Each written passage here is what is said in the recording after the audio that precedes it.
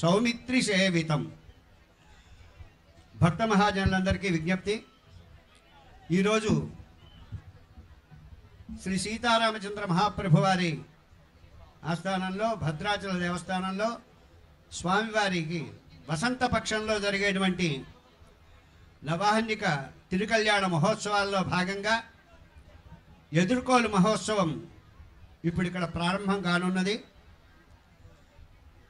వైకుంఠ ద్వారంలో రామచంద్ర మహాప్రభు వారు, అలాగే మిథిలా ద్వారంలో సీతా మహాలక్ష్మి అమ్మవారు గజవాహనంపై, స్వామి గరుడాళ్వారిపై వేంచేసి ఉన్నారు.